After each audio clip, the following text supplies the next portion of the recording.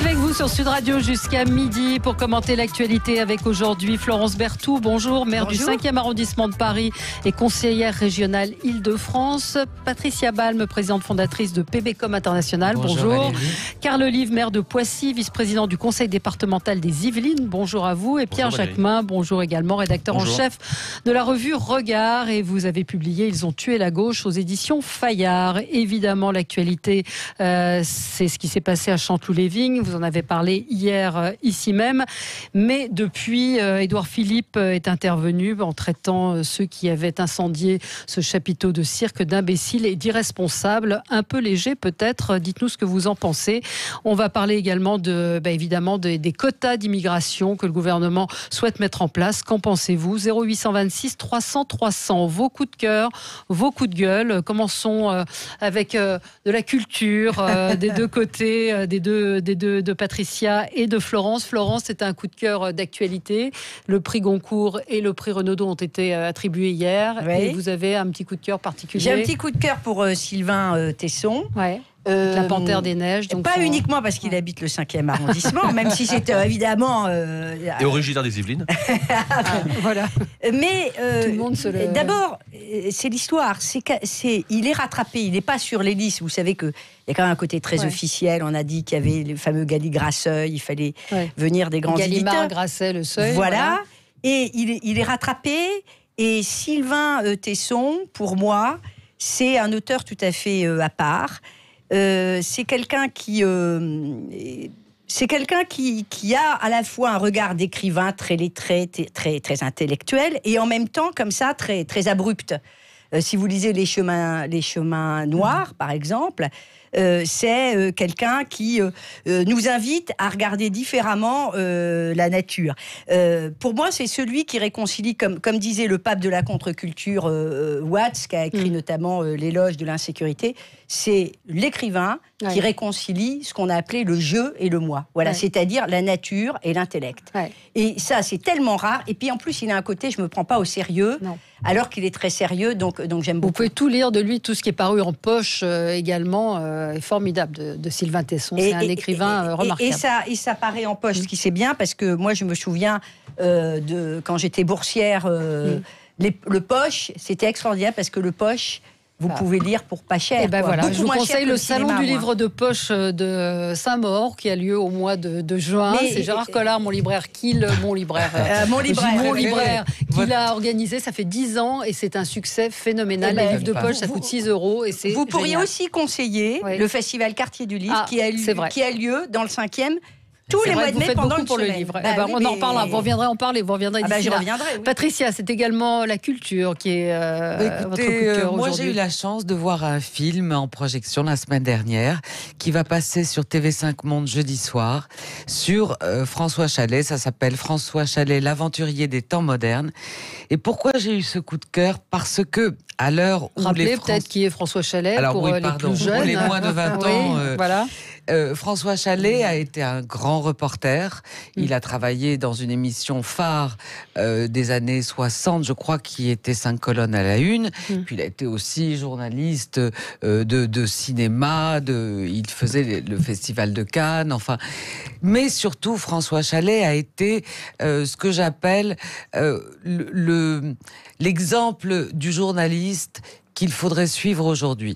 Donc dans ce film de Nicolas Henry, c'est un jeune qui a fait ce film, qui a beaucoup de talent. Et dans ce film, on voit ce qu'a été le journalisme. C'était un grand reporter. On voit François Chalais sous les bombes au Vietnam, on le voit à Cuba, on le voit à Harlem. Et il a eu la chance d'interviewer John McCain sur son lit d'hôpital, qui était soldat à l'époque au Vietnam et qui était blessé. Et François Chalais incarne toute la noblesse du journalisme. Et à l'heure où les Français sont un peu fâchés avec les médias, où on vient de lancer, j'ai vu ça hier, un site médias et citoyens.com, c'est Anne-Sophie Lapix qui en a fait la publicité, pour essayer de comprendre pourquoi les Français sont fâchés aujourd'hui avec les médias. Eh bien, François Chalais était l'incarnation de la noblesse du journalisme, et je vous recommande vraiment ce film. C'était une voix. Oui, c'était une voix la aussi voix, également. Ouais. Incroyable. Physique aussi. Donc TV5 Monde, TV5 Monde, jeudi ça soir, 20h30.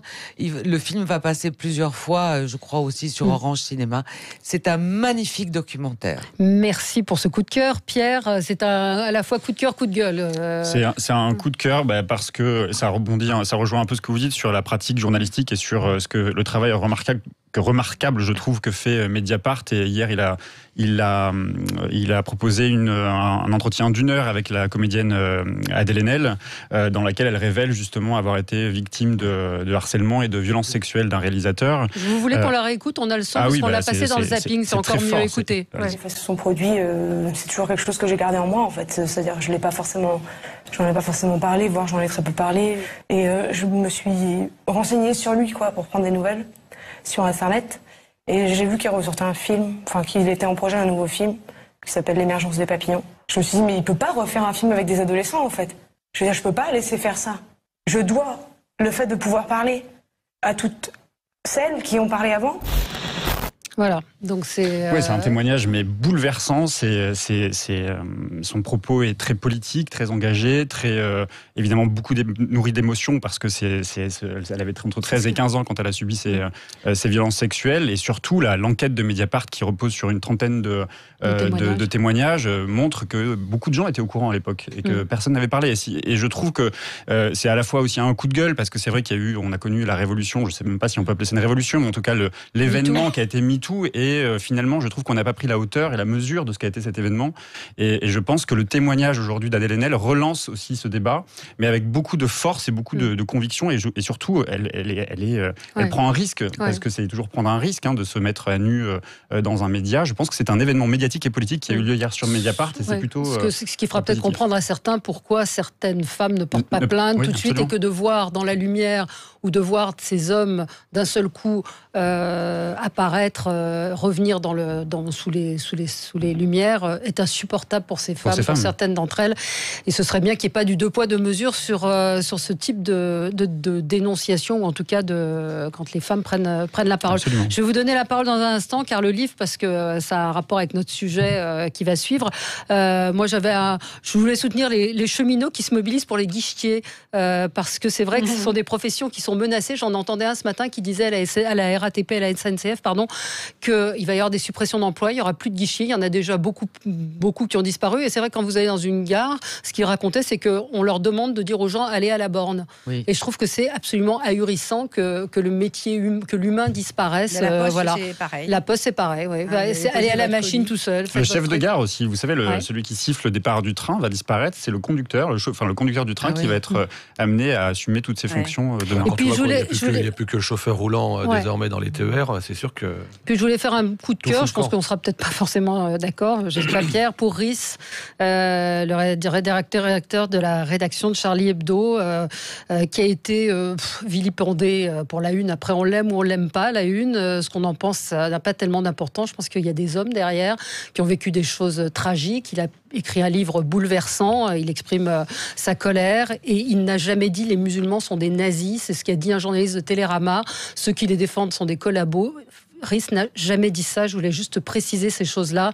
Et en fait, ceux qui le dénoncent voient très bien ce dont parle Rhys, c'est-à-dire ceux qui suivent l'idéologie islamiste, etc., etc. Et je trouve que, voilà, quand on a vécu ce qu'a vécu Rhys, on n'a pas le droit de lui remettre une cible dans le dos. 100% d'accord avec vous. 100% d'accord. Pierre, oui, je peux dire un mot, parce que c'est vrai que moi, ce que... Le Je suis Charlie qui a fait marcher des milliers de personnes, voire des millions de personnes dans les rues de Paris, sans doute est toujours très présent, et doit l'être d'autant plus pour défendre la liberté de la presse. Quand on voit qu'aux États-Unis, même un journal comme le New York Times se décide de retirer les caricatures de son journal parce que justement ça peut porter atteinte, moi ça me pose question, ça pose problème sur notre défense, en tout cas de la liberté d'expression. Donc moi je défendrai toujours la liberté d'expression, la liberté de caricaturer, la liberté de blasphémer puisque c'est autorisé.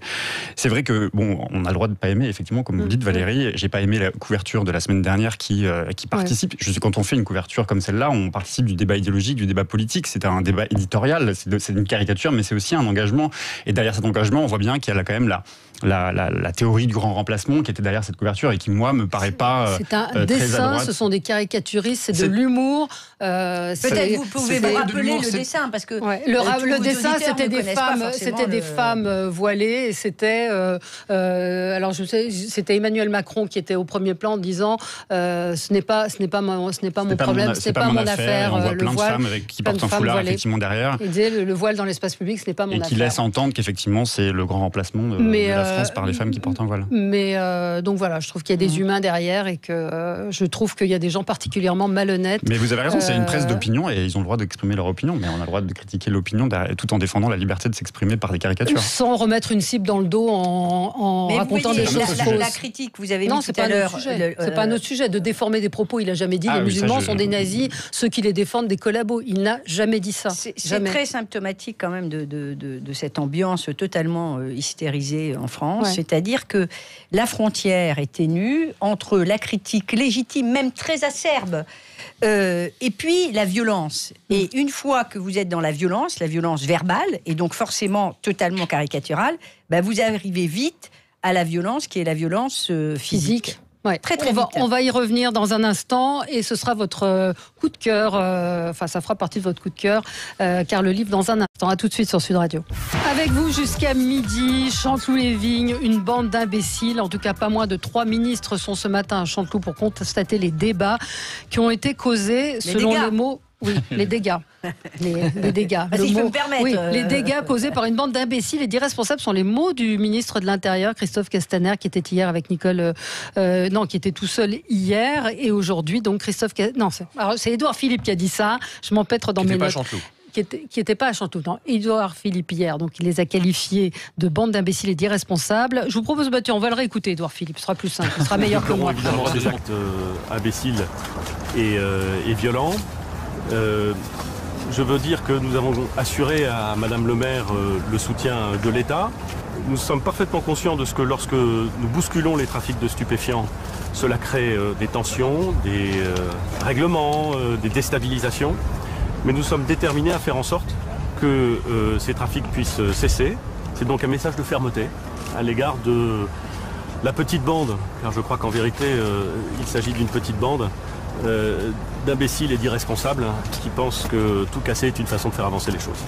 Petite bande, irresponsable, imbécile. Donc votre coup de cœur, car le livre allait à la maire de Chanteloup-les-Vignes. Une femme exceptionnelle, médecin généraliste pendant près de 40 ans, qui a irradié par son expertise, par sa générosité, par son don de soi dans des quartiers compliqués. C'était du côté de Carrière-sous-Poissy. Quand je dis compliqué, pas plus compliqué qu'ailleurs, mais il faut avoir le courage de pouvoir y aller. Puis un jour, elle décide de mettre en adéquation ses idées avec ses actes. Elle est adjointe de Pierre Cardot, l'abbé Pierre des banlieues, pendant un mandat. Et elle prend la succession en faisant un travail remarquable. Je la connais bien. D'abord, elle m'a soigné quand j'étais môme. Et c'est une collègue du conseil départemental qui est reconnue par ses pairs. Et c'est vrai que c'est très frustrant parce que on parle de ce tragique, c'est pas un incident, ce tragique épisode de ce week-end. Mais depuis des mois, Catherine Arenou est victime de tags, d'injures, etc. Pour moi, tout simplement pour des règlements de compte. Comment on tient quand on est maire comme ça, d'ailleurs, dans une ville aussi difficile ? Je pense que c'est la passion du quotidien. Puis après, il ne faut pas stigmatiser, parce qu'encore une fois, la cité Lanoé à Chanteloup-les-Vignes, il se trouve que j'avais fait un mémoire de sciences politiques en 1992 sur le sujet. La lutte des exclusions à travers le travail social, à l'exemple de Chanteloup-les-Vignes, 10 000 habitants, 100 ethnies différentes. Bon, le sujet aujourd'hui, il est très simple. Pendant les 30 Glorieuses, on a eu effectivement l'occasion d'accueillir des immigrés dans le cadre du développement de la cité industrielle et automobile, à Poissy, à Chanteloup-les-Vignes, à Mantes, etc. Avec une vraie belle mixité sociale. Et puis petit à petit, cette mixité sociale s'est recluse sur elle-même, avec de la monoculture dans différents quartiers. Et nous sommes tous responsables de ce virage qui a totalement été foiré par l'État, par les bailleurs, par les élus, il faut le dire, où on a aujourd'hui de la monoculture. On a fait beaucoup aussi, non ? Oui, on a fait beaucoup, mais à un moment donné, il faut avoir le courage. Ouais. Jacques Chirac disait que c'est des choses qui ne se grèvent pas. On va y revenir, parce que comment expliquer que des jeunes incendient, que des jeunes depuis un an, Valérie, depuis un an, on se fait du flic. Il n'y a pas de raison qu'il y ait un microclimat de la paix sociale dans les quartiers. Moi, je voudrais revenir. Alors, Patricia. Je voudrais revenir sur le son que vous avez passé et les mots du Premier ministre. Moi, la communicante que je suis, pour moi, il y a un langage. On ne peut plus avoir un langage approximatif. Les mots ont un sens. Ouais. Alors, quand on parle d'une petite bande d'imbéciles, non, ce sont des délinquants qui méritent des sanctions pénales.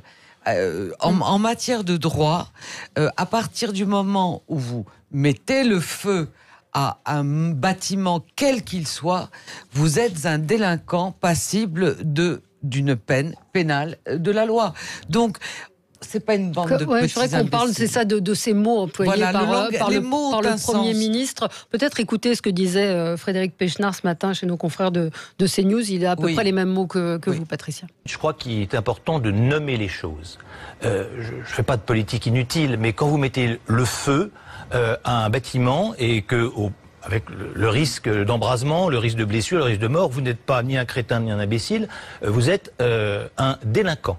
Il y a des peines qui sont des peines fortes, qui peuvent aller jusqu'à 10 ans de prison, 30 ans si vous tuez quelqu'un au moment de l'incendie. Donc il faut bien qualifier les choses. Les gens qui ont fait ça sont des criminels.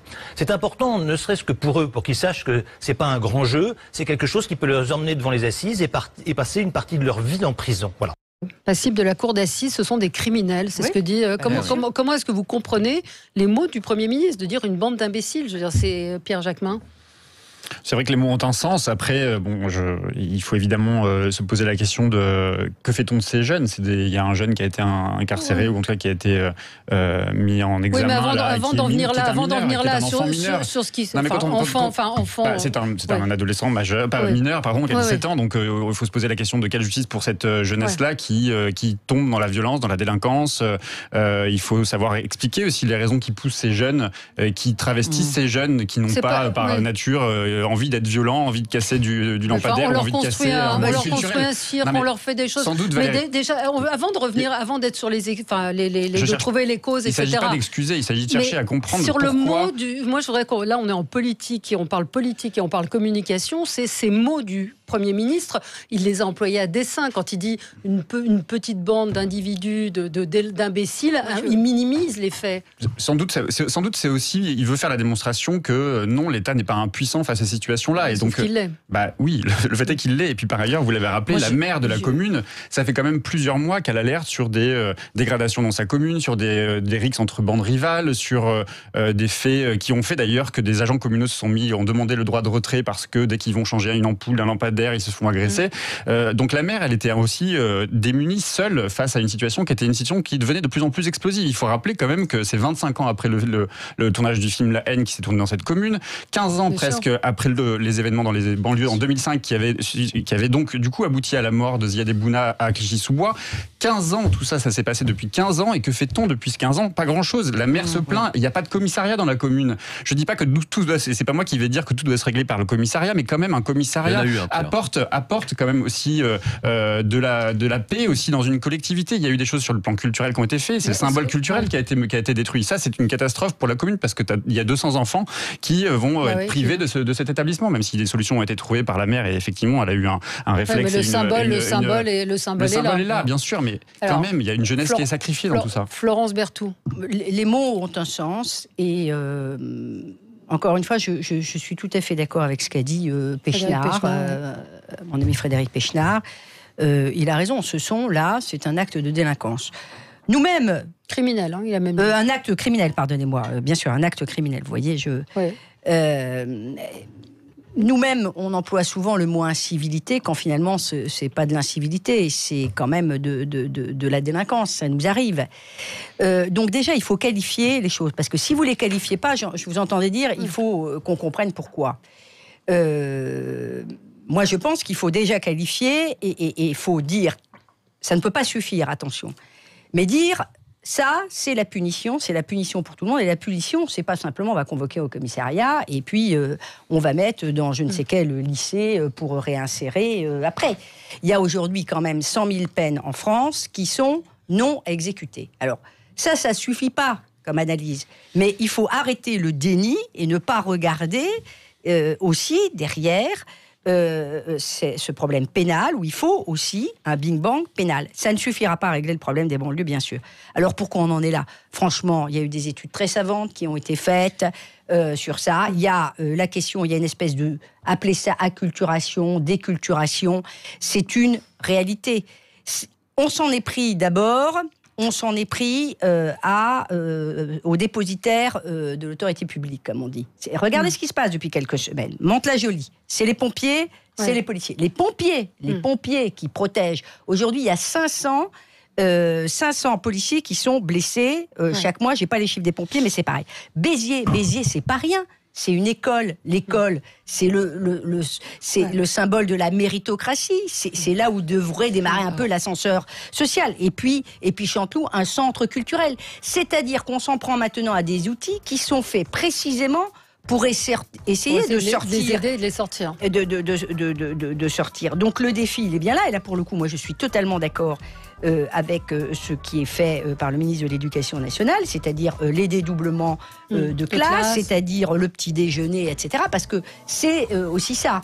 Et il ne faut pas reculer, parce que évidemment que les deux nerfs de la guerre, c'est quand même la culture et c'est l'école. Ça ne suffit pas. Mais on peut continuer à mettre des millions et des millions d'euros. S'il n'y a pas l'école et la culture, on n'y arrivera pas. On y revient dans un instant. 0826 300 300. Est-ce que c'est pas un petit peu ce que disait Pierre Jacquemin, une forme d'impuissance du gouvernement qui cherche à minimiser les choses pour montrer finalement qu'ils sont totalement démunis face à cette délinquance? On va y revenir dans un instant. Avec vous sur Sud Radio, on en parle ce matin. Chanteloup-les-Vignes, une bande d'imbéciles et d'irresponsables. Ce sont les mots du Premier ministre. Carl Olive, vous êtes maire, je le rappelle, maire de Poissy. Pourquoi minimiser ce qui s'est passé, qui est quand même considérable? On rappelle, un chapiteau a été incendié, un chapiteau de cirque, et puis des policiers et des pompiers pris pour cible aussi. Bon, déjà, moi je pense que depuis une vingtaine d'années, une trentaine d'années, le sujet n'a jamais été résolu. Et si ça l'était, ça saurait, à droite comme à gauche. Il faut quand même balayer devant sa porte. Ça, c'est la première chose. La deuxième chose, évidemment, je pense qu'il y a une réponse qui aujourd'hui n'existe pas concrète. Pourquoi ? Mais venez voir les gens du terrain, de gauche comme de droite. Moi, je vais vous donner ma lecture. Sur les maires, bien sûr, les fantassins de la République, les courroies de transmission. Bien sûr, les médiateurs. Exactement. Je vais vous donner ma lecture. Il y a 3 lectures sur le sujet. Première lecture, c'est la lecture à l'échelle de la collectivité. Ça passe par la prévention. Ça passe par exemple par des conventions d'objectifs et de moyens avec des associations à qui on donne les règles du jeu. Moi, j'ai un quartier populaire à Poissy qui s'appelle Corneille. J'ai mis à disposition d'une association qui s'appelle la Place Corneille. Et j'ai vu sortir les mamans qui étaient voilées. Et ça, c'est formidable. Moi, je suis né dans ces quartiers populaires, dans les années 70. J'avais jamais vu les mamans sortir comme ça pour aller dans ces associations. Donc, c'est possible. Il faut leur faire confiance. Mais c'est un contrat d'objectifs et de moyens. Deuxième lecture, c'est celle de l'État. Celle de l'État, à un moment donné, pour retisser le lien avec la famille, il n'y en a pas 50. C'est l'éducation. Et pour aller chercher l'éducation, et je ne parle pas simplement de l'éducation scolaire, je parle de l'éducation parentale, mais il faut juguler avec les allocations familiales. C'est un contrat gagnant-gagnant. Ce qui signifie quoi? J'ai eu le sujet à Poissy. Un sautoir a été incendié. Les 2 jeunes, dont un fils d'un agent de la collectivité, j'ai dit au papa, vous allez payer. Ce n'est pas l'affaire du contribuable. Depuis, il n'y a pas de sujet. Donc, il faut interrompre ou suspendre. Et enfin, troisième, Florence Berthoud l'a très bien dit tout à l'heure, c'est la réponse pénale et judiciaire. Ouais. Si effectivement, quand vous avez des rixes, comme j'ai pu en connaître entre Carrières-sous-Poissy et Poissy, il y a tout juste un mois, 2 interpellations de mineurs. Qu'est-ce qui s'est passé ? Ils sont allés au commissariat, ils sont ressortis moins de 10 heures après, avec 2 rappels à la loi. Mais c'est pisser dans un violon. C'est juste pas possible. Mais pour mettre tout ça en place, Valérie, il y a un truc qui s'appelle le courage. Ah oui. Et je pense qu'il faut absolument maintenant y venir. Parce que sinon, ce n'est pas possible. Mais je pense qu'ils savent pas comment faire. Le Premier ministre, hier, s'est dit déterminé à faire en sorte que l'ordre public puisse être respecté et rétabli dans ces quartiers. Mais je crois qu'il en est conscient, Édouard Philippe. Oui, ce matin, Christophe Castaner dit « Nous irons chercher mètre carré par mètre carré chacun de ces territoires pour les rendre à la République. » Mais ce sont des mots, et les mots ne suffisent pas. C'est-à-dire, nous irons chercher.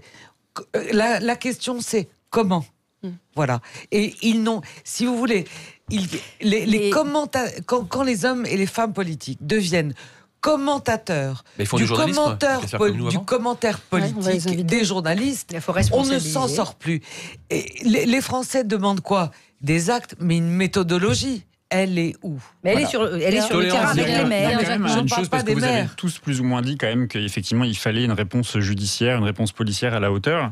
Quand on écoute pénal, oui, mais quand on écoute aussi les jeunes qui sont habitants dits des quartiers, puisque c'est comme ça qu'on les appelle, les quartiers populaires, on entend quand même qu'il y a aussi une part chez eux de colère, de révolte face à une forte stigmatisation de ce que sont ces jeunes dans les quartiers, que ce seraient des jeunes violents, des jeunes mal éduqués, des jeunes qui traînent, qui trafiquent, etc. Et il y a aussi cette revendication. Vous parliez, je l'ai dit, de réponse judiciaire. Les jeunes attendent aussi une réponse judiciaire à la juste hauteur de ce qu'elle devrait être quand des jeunes sont arrêtés, agressés, quand les jeunes sont agressés, arrêtés, voire maltraités par la police. Je peux finir juste, voilà. Ouais. Juste, quand même, rappelons quand même qu'il y a aussi une violence policière qui intervient dans les quartiers et que ces jeunes se sentent aussi stigmatisés par la police, et que ça, je sais que par exemple à Mantes-la-Jolie, il y a eu une rixe qui a abouti sur un jeune qui a été abîmé, plus qu'abîmé par un tir de LBD, qui est aujourd'hui dans une situation dramatique. L'IGPN a été saisie, mais on sait que les réponses de l'IGPN et les poursuites de l'IGPN...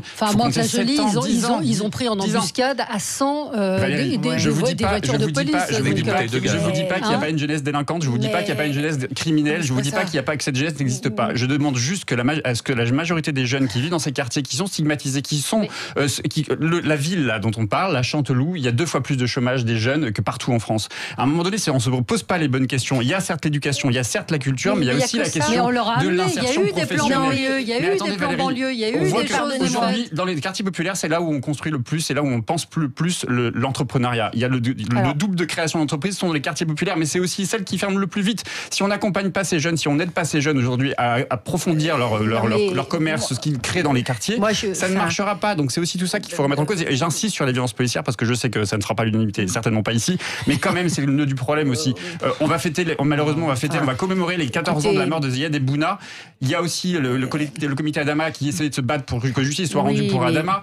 Ce jeune qui a eu un œil peut-être perdu suite à un tir de LBD. Il faut aussi qu'à un moment donné qu'il n'y a pas le 2 poids 10 non mais attendez. Moi, même si ça c'est vrai, ça ne peut pas justifier ce qui est en train de se passer en ce moment. Et pardonnez-moi, ça n'a... Personne ne le dit. Mais il faut aussi le dire. Vous dites qu'il y a des violences policières. Déjà, ça serait je veux dire que quand même, là où ça démarre, il faut le dire aussi, toutes ces affaires-là, il y a des défis entre cités sur les réseaux sociaux, où on se fait des défis pour savoir celui qui va casser, pardonnez-moi, le plus de policiers. D'ailleurs, on ne parle pas comme ça sur les réseaux sociaux.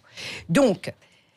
je suis tout à fait d'accord avec ce qu'a dit le maire de Poissy.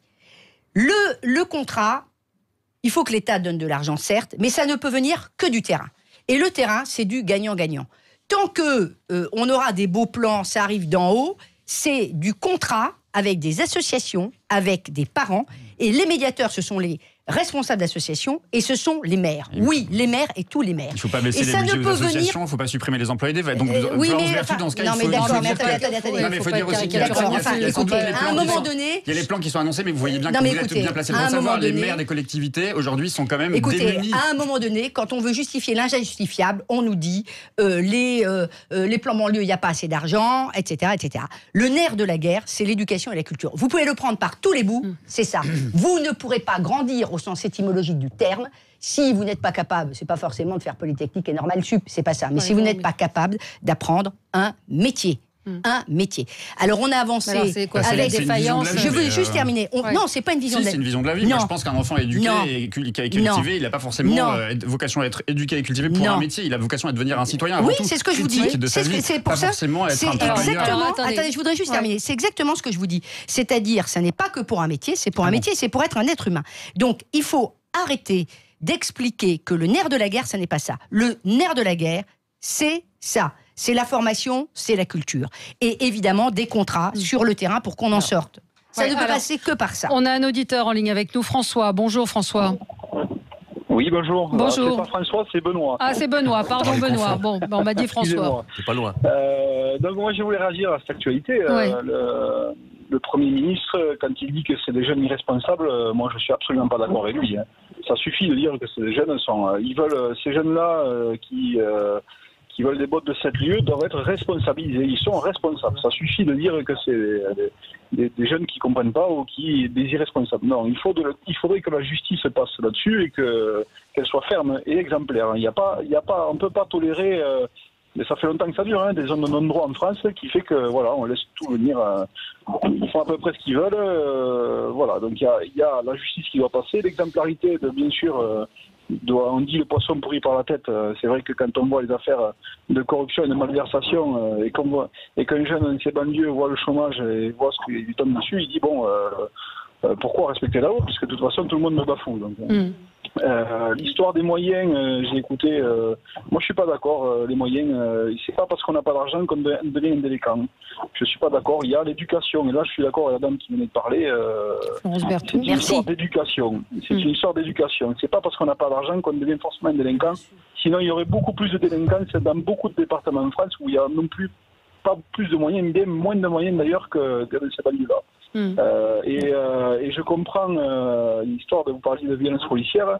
Quand je vois le traitement qui a été fait sur les gilets jaunes, qui étaient des gens qui travaillaient, qui ne cassaient rien, quand je vois le travail de la BAC qui tape sur des gens au sol, qui a un grand coup de pied, qui gazent à bout portant, je me dis que quand il n'y a pas les caméras dans les banlieues, comment ça se passe? C'est sûr que les jeunes, ça doit un petit peu les énerver. Voilà. Merci Benoît. Merci de votre appel. C'est vrai que c'est une question qui revient régulièrement, c'est-à-dire pourquoi est-ce qu'il n'y a pas... quand le Premier ministre parle de bandes d'imbéciles et d'irresponsables, ils sont connus, vous le savez, vous, maire de Poissy, vous le savez, vous les connaissez, les délinquants, ceux qui sont trafiquants de drogue. Pourquoi on ne les arrête pas? Je pense qu'il faut qu'on soit dans un esprit de tolérance zéro, à l'image de ce qu'a mis Giuliani à l'époque.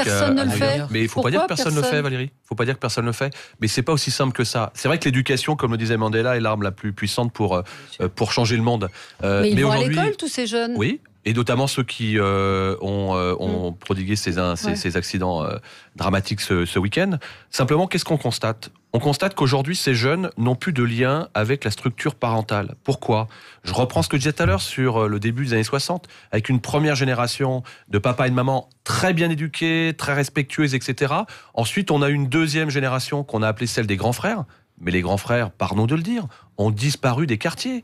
Les grands frères ne sont plus là pour tuteler les petits frangins. C'est terminé. Certains ont quitté les quartiers. D'autres, encore aujourd'hui, sont peut-être derrière les barreaux. Et ces jeunes qui ont entre 12 et 17 ans sont livrés à eux-mêmes et ne respectent plus rien. Je prends encore ces exemples où j'ai vu ces jeunes insulter leurs propres parents. Dégagez, vous retournez à l'appartement. Je l'ai entendu, je l'ai vu. Qu'est-ce qu'on fait par rapport à ça? Eh bien, c'est ce qu'on disait tout à l'heure. C'est pas de l'assistanat, c'est de l'accompagnement. De l'accompagnement, encore une fois, pardon de le dire, à partir de règles. Et je rejoins ce que disait Florence Berthoud tout à l'heure. On a parlé du plan Borloo. Moi, Poissy, 40 000 habitants, 3 quartiers populaires, j'ai jamais eu un coup de téléphone pour savoir quelle était la nature de ce qu'on faisait au terrain. Il y a une personne qui m'a appelé, une seule personne qui m'a appelé, Emmanuel Macron, pour me demander ce qui se passait sur le terrain dans mes quartiers populaires. Et j'ai fabriqué une école du web au plein cœur de quartiers populaires. Et ça fonctionne très bien. Parce qu'à un moment donné, il faut arrêter la stigmatisation. Oui, encore une fois, je le redis, Chanteloup-les-Vignes ne se résume pas avec une cité de la Noé où on a, sur 12 000 habitants, on a une centaine de connards qui viennent pourrir le quotidien des Chantelouvains. Oui, mais on les connaît, on sait qui ils sont. Moi, je voudrais rebondir sur ce que vient de dire Carl Olive. En effet, le président de la République vous a appelé, ce qui est quand même formidable. Mais en dessous, il y a un ministre de l'Intérieur. Et le ministre de l'Intérieur, lui, est dans une faiblesse, comme s'il était tétanisé par les événements. Je vous donne un exemple. J'ai entendu et j'ai parlé avec des policiers, un policier en particulier. Ils n'ont pas d'ordre pour intervenir. Je rappelle qu'il existe, dans le 93 notamment, des zones de non-droit où la police ne rentre plus parce que, d'une part, ils n'ont pas l'ordre de le faire, mais parce que ces quartiers sont tenus aujourd'hui par des caïds de la drogue et qui sont des jeunes. Donc je pense qu'aujourd'hui, si le ministre de l'Intérieur, qui n'a pas entendu ce qu'a dit Gérard Collomb quand il a quitté ce poste, s'il n'agit pas avec plus de fermeté, c'est-à-dire en donnant des ordres aux policiers qui les attendent, et non pas pour se retourner contre des jeunes avec des flashballs, c'est pas ça. C'est pour remettre de l'ordre, tout simplement, l'ordre républicain que les Français attendent. Mais Patricia Balme, je pense que si la réponse judiciaire, et vous le dites incidemment, n'est pas à la hauteur avec de la fermeté, avec de l'application des peines, je vous le dis, on ne s'en sortira pas. Tant qu'on acceptera que des jeunes délinquants mineurs viennent gifler, injurier des enseignants dans le cœur même de leur métier, on ne s'en sortira pas. Il faut retisser le lien avec la famille. Et pardon d'insister, mais juguler avec les allocations familiales. On ne s'en sortira pas sinon. Moi, il y a aussi sans doute, et je me range dans ces gens aussi, sans doute, il y a aussi un côté hors sol. Vous êtes sur le terrain, vous êtes maire d'une commune où il y a des quartiers populaires, sans doute vous savez davantage... Et ça se passe très bien. Sans doute vous savez davantage le quotidien de ces quartiers. Mais moi, je ressens et j'entends le sentiment d'injustice aussi d'une partie de ces populations. D'injustice parce que d'abord, dès qu'on parle d'eux à la télévision, dans les médias, à la radio, c'est pour dire il y a eu un meurtre, c'est pour dire il y a eu une rixe, c'est pour dire il y a eu un incendie, c'est pour dire tout ça.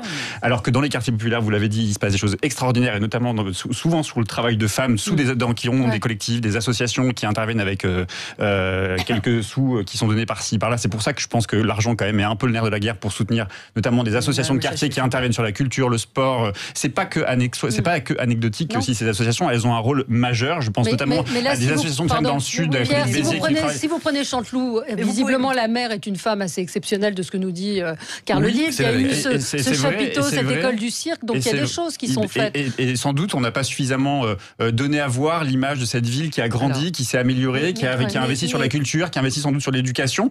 Mais vous pouvez jamais empêcher le sentiment d'injustice, de mauvais traitement d'une jeunesse qui se retrouve arrêtée par la police parce qu'elle a une couleur de peau qui est différente des autres.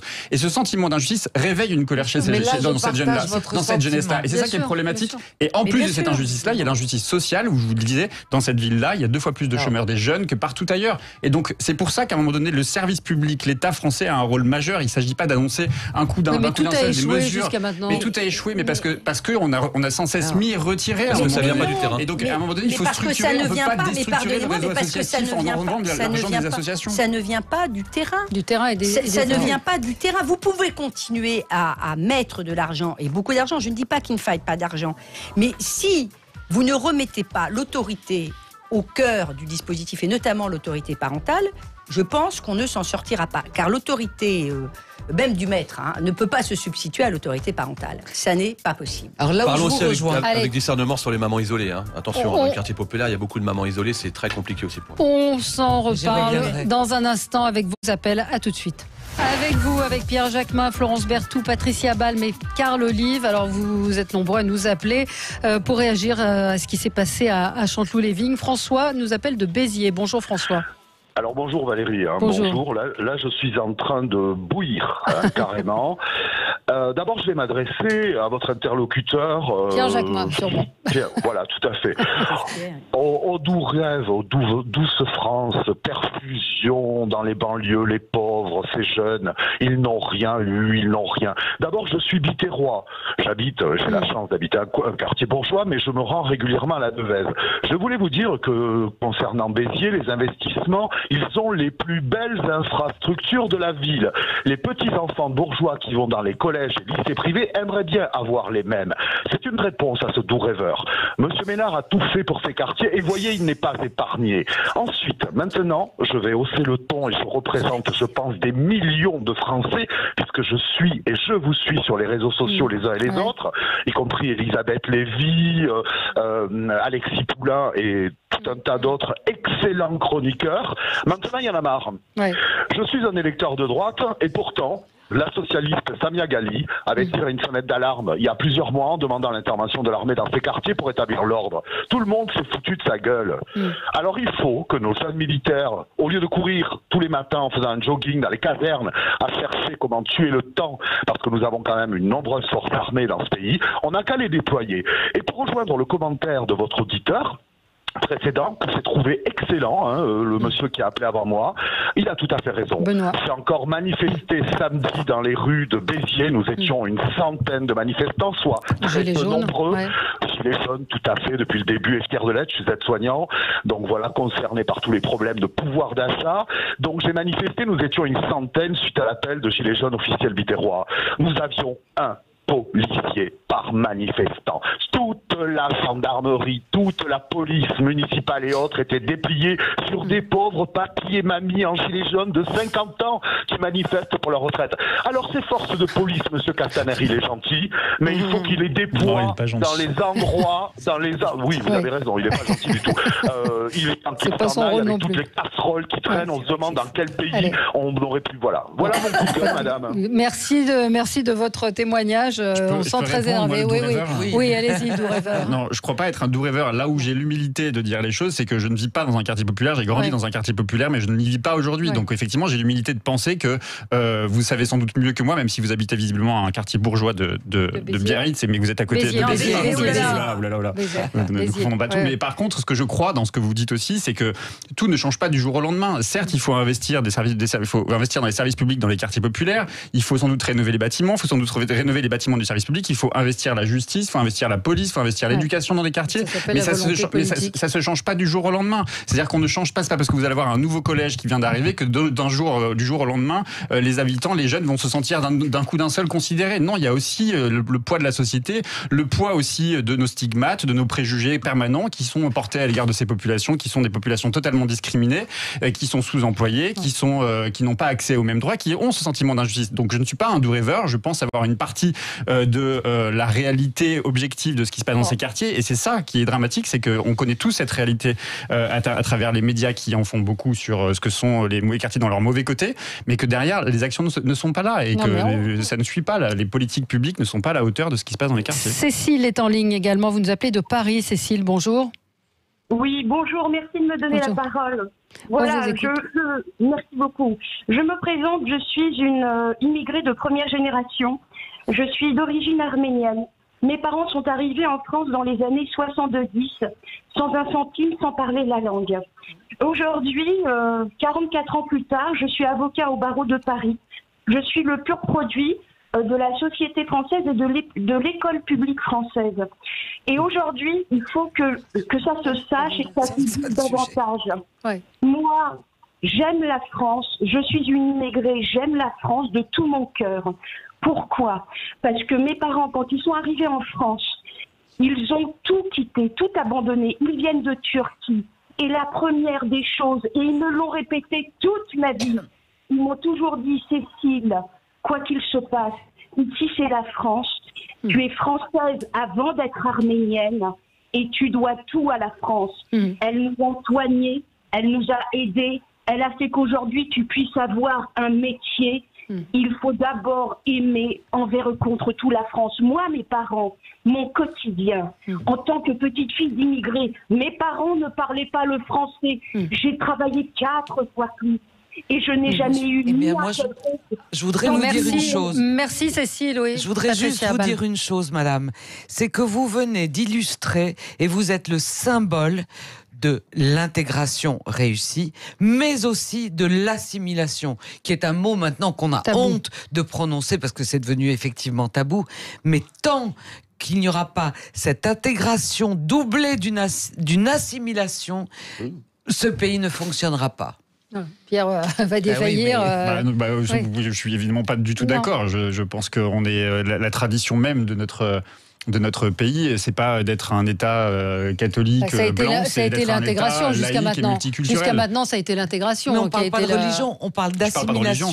Mais moi, je vous dis, vous avez dit un État catholique. Non, ce que je vous dis, c'est qu'aujourd'hui, les Français pensent qu'on est un État catholique blanc, alors qu'on est un État public multiculturel et laïque.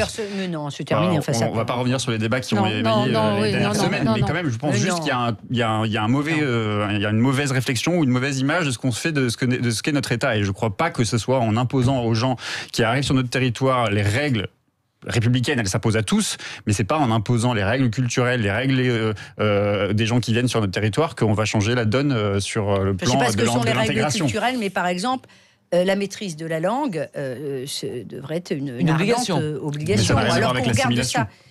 Je n'entre pas, moi, dans le débat assimilation, intégration, parce que pendant qu'on discute beaucoup, on n'agit pas beaucoup sur le terrain. Et encore une fois, l'idée sur le terrain, c'est qu'on soit d'origine européenne, d'origine maghrébine, c'est qu'il y ait un minimum de règles partagées. Un minimum, mais par contre que là-dessus, le pacte, car moi je reviens à ce que dit le maire, dit le maire de Poissy, parce que je pense que c'est comme, dans une entreprise où il y a des difficultés, l'idée de pacte, l'idée de gagnant-gagnant dans les deux sens, elle est absolument majeure. D'ailleurs, quand on négocie avec des syndicalistes, qui sont des bons syndicalistes, c'est-à-dire qu'ils défendent... C'est du gagnant-gagnant. Oui, mais combien de patrons... C'est très Ségolène Royal, ça. Mais moi, je crois... en tout cas, c'est très Berthoud, parce que moi, j'ai toujours dit gagnant-gagnant. Donc, gagnant-gagnant, il est normal qu'un employé veuille gagner, mais il faut aussi que l'entreprise, elle gagne. Alors, on met où le curseur, les amis, pour qu'on arrive à gagner tous ensemble? Et c'est ça.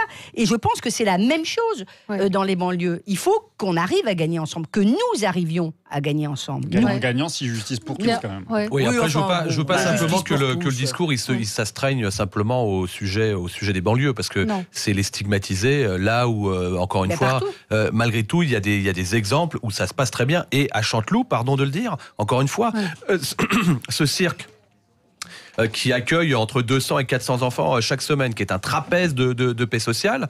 Il y a encore 10 jours, la directrice brésilienne était au Brésil avec des jeunes de Chanteloup pour faire rencontrer des jeunes brésiliens. C'est un outil formidable d'intégration sociale. Et ça fonctionne. Et ça fonctionne bien. Mais on sent qu'il manque pas grand-chose. Enfin, il manque pas grand-chose. Il manque beaucoup de choses, mais il manque pas grand-chose quand même. Encore une fois, c'est que c'est ce contrat cadré, comme je dis, d'objectifs et de moyens avec, par exemple, les associations. Je vous donne un exemple. Moi, au départ, je suis allé visiter ces associations et une jeune demoiselle de 11 ans n'a pas voulu me serrer la main.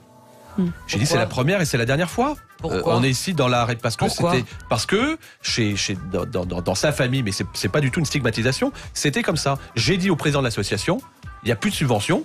C'est clair et net, il n'y a plus de subvention dans ce cas-là, et on ne donne pas, on ne se fait pas confiance, c'est contrat gagnant-gagnant. Vous voyez, et ça s'est très bien passé. Il y a une chose positive dans cette émission ce matin, c'était l'exemple de cette auditrice, Cécile, que je retiens, et qui, on se dit, on peut encore rêver. Merci à tous les quatre.